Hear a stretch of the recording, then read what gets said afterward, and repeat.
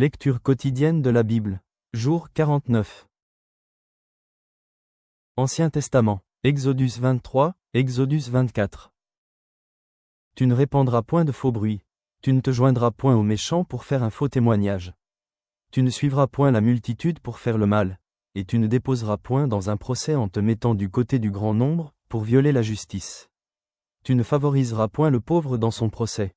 Si tu rencontres le bœuf de ton ennemi ou son âne égaré, tu lui ramèneras. Si tu vois l'âne de ton ennemi succombant sous sa charge, et que tu hésites à le décharger, tu l'aideras à le décharger. Tu ne porteras point atteinte au droit du pauvre dans son procès. Tu ne prononceras point de sentence inique, et tu ne feras point mourir l'innocent et le juste, car je n'absoudrai point le coupable. Tu ne recevras point de présent, car les présents aveuglent ceux qui ont les yeux ouverts et corrompent les paroles des justes. Tu n'opprimeras point l'étranger. Vous savez ce qu'éprouve l'étranger, car vous avez été étranger dans le pays d'Égypte. Pendant 6 années, tu ensemenceras la terre, et tu en recueilleras le produit. Mais la 7e, tu lui donneras du relâche et tu la laisseras en repos. Les pauvres de ton peuple en jouiront, et les bêtes des champs mangeront ce qui restera. Tu feras de même pour ta vigne et pour tes oliviers. Pendant 6 jours, tu feras ton ouvrage. Mais le 7e jour, tu te reposeras, afin que ton bœuf et ton âne aient du repos, afin que le fils de ton esclave et l'étranger aient du relâche. Vous observerez tout ce que je vous ai dit, et vous ne prononcerez point le nom d'autre Dieu, qu'on ne l'entende point sortir de votre bouche. 3 fois par année, tu célébreras des fêtes en mon honneur. Tu observeras la fête des pains sans levain. Pendant 7 jours, au temps fixé dans le mois des épis, tu mangeras des pains sans levain, comme je t'en ai donné l'ordre, car c'est dans ce mois que tu es sorti d'Égypte, et l'on ne se présentera point à vide devant ma face. Tu observeras la fête de la moisson, des prémices de ton travail, de ce que tu auras semé dans les champs, et la fête de la récolte, à la fin de l'année, quand tu recueilleras des champs le fruit de ton travail. 3 fois par année, tous les mâles se présenteront devant le Seigneur, l'Éternel. Tu n'offriras point avec du pain levé le sang de la victime sacrifiée en mon honneur, et sa graisse ne sera point gardée pendant la nuit jusqu'au matin. Tu apporteras à la maison de l'Éternel, ton Dieu, les prémices des premiers fruits de la terre. Tu ne feras point cuire un chevreau dans le lait de sa mère. Voici, j'envoie un ange devant toi, pour te protéger en chemin, et pour te faire arriver au lieu que j'ai préparé. Tiens-toi sur tes gardes en sa présence, et écoute sa voix. Ne lui résiste point, parce qu'il ne pardonnera pas vos péchés, car mon nom est en lui. Mais si tu écoutes sa voix, et si tu fais tout ce que je te dirai, je serai l'ennemi de tes ennemis et l'adversaire de tes adversaires. Mon ange marchera devant toi, et te conduira chez les Amoréens, les Hétiens, les Phéréziens, les Cananéens, les Éviens et les Jébusiens, et je les exterminerai. Tu ne te prosterneras point devant leurs dieux, et tu ne les serviras point. Tu n'imiteras point ces peuples dans leur conduite, mais tu les détruiras, et tu briseras leurs statuts. Vous servirez l'Éternel, votre Dieu, et il bénira votre pain et vos eaux, et j'éloignerai la maladie du milieu de toi. Il n'y aura dans ton pays ni femme qui avorte, ni femme stérile. Je remplirai le nombre de tes jours. J'enverrai ma terreur devant toi, je mettrai en déroute tous les peuples chez lesquels tu arriveras, et je ferai tourner le dos devant toi à tous tes ennemis. J'enverrai les frelons devant toi, et ils chasseront loin de ta face les Éviens, les Cananéens et les Hétiens. Je ne les chasserai pas en une seule année loin de ta face, de peur que le pays ne devienne un désert et que les bêtes des champs ne se multiplient contre toi. Je les chasserai peu à peu loin de ta face, jusqu'à ce que tu augmentes en nombre et que tu puisses prendre possession du pays. J'établirai tes limites depuis la mer Rouge jusqu'à la mer des Philistins, et depuis le désert jusqu'au fleuve. Car je livrerai entre vos mains les habitants du pays, et tu les chasseras devant toi. Tu ne feras point d'alliance avec eux, ni avec leurs dieux. Ils n'habiteront point dans ton pays, de peur qu'ils ne te fassent pécher contre moi, car tu servirais leurs dieux, et ce serait un piège pour toi. Dieu dit à Moïse, monte vers l'Éternel, toi et Aaron, Nadab et Abihu, et 70 des anciens d'Israël, et vous vous prosternerez de loin. Moïse s'approchera seul de l'Éternel. Les autres ne s'approcheront pas, et le peuple ne montera point avec lui. Moïse vint rapporter au peuple toutes les paroles de l'Éternel et toutes les lois. Le peuple entier répondit d'une même voix, nous ferons tout ce que l'Éternel a dit. Moïse écrivit toutes les paroles de l'Éternel. Puis il se leva de bon matin. Il bâtit un autel au pied de la montagne, et dressa 12 pierres pour les 12 tribus d'Israël. Il envoya des jeunes hommes, enfants d'Israël, pour offrir à l'Éternel des holocaustes, et immolez des taureaux en sacrifice d'action de grâce. Moïse prit la moitié du sang, qu'il mit dans des bassins, et il répandit l'autre moitié sur l'autel. Il prit le livre de l'Alliance, et le lut en présence du peuple. Ils dirent, nous ferons tout ce que l'Éternel a dit, et nous obéirons. Moïse prit le sang, et il le répandit sur le peuple, en disant, voici le sang de l'Alliance que l'Éternel a faite avec vous selon toutes ses paroles. Moïse monta avec Aaron, Nadab et Abihu, et 70 anciens d'Israël. Ils virent le Dieu d'Israël. Sous ses pieds, c'était comme un ouvrage de saphir transparent, comme le ciel lui-même dans sa pureté. Il n'étendit point sa main sur l'élite des enfants d'Israël. Ils virent Dieu, et ils mangèrent et burent. L'Éternel dit à Moïse, monte vers moi sur la montagne, et reste là, je te donnerai des tables de pierre, la loi et les ordonnances que j'ai écrites pour leur instruction.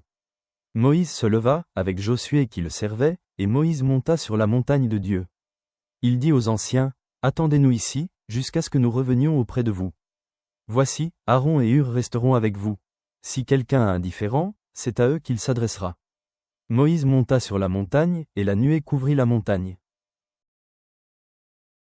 La gloire de l'Éternel reposa sur la montagne de Sinaï, et la nuée la couvrit pendant 6 jours. Le 7e jour, l'Éternel appela Moïse du milieu de la nuée. L'aspect de la gloire de l'Éternel était comme un feu dévorant sur le sommet de la montagne, aux yeux des enfants d'Israël. Moïse entra au milieu de la nuée, et il monta sur la montagne. Moïse demeura sur la montagne 40 jours et 40 nuits.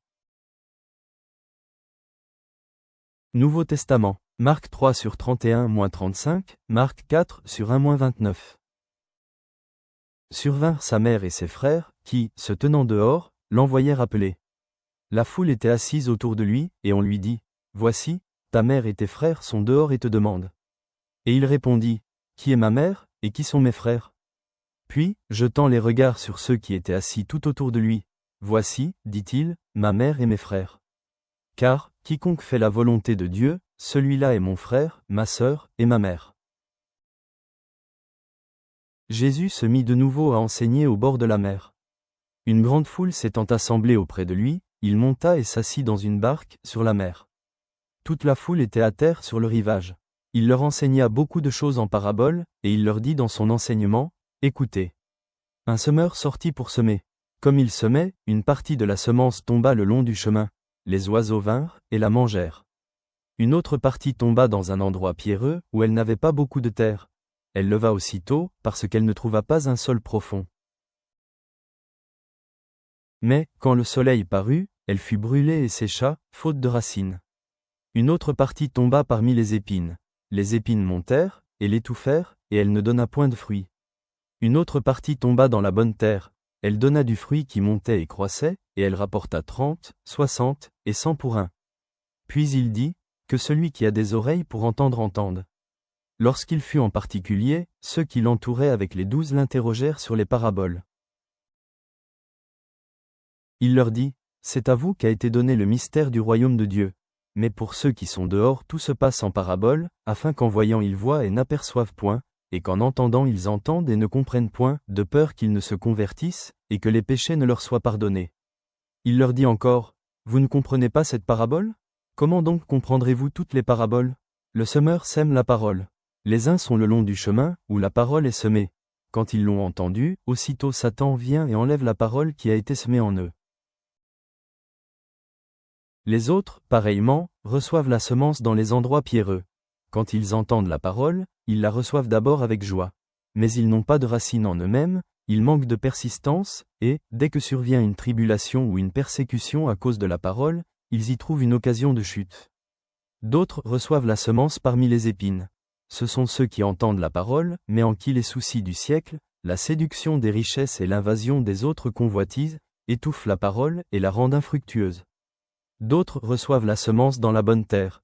Ce sont ceux qui entendent la parole, la reçoivent, et portent du fruit, 30, 60, et 100 pour un. Il leur dit encore, apporte-t-on la lampe pour la mettre sous le boisseau, ou sous le lit? N'est-ce pas pour la mettre sur le chandelier? Car il n'est rien de caché qui ne doive être découvert, rien de secret qui ne doive être mis au jour. Si quelqu'un a des oreilles pour entendre, qu'il entende. Il leur dit encore, prenez garde à ce que vous entendez. on vous mesurera avec la mesure dont vous vous serez servi, et on y ajoutera pour vous. Car on donnera à celui qui a, mais à celui qui n'a pas on ôtera même ce qu'il a. Il dit encore, il en est du royaume de Dieu comme quand un homme jette de la semence en terre.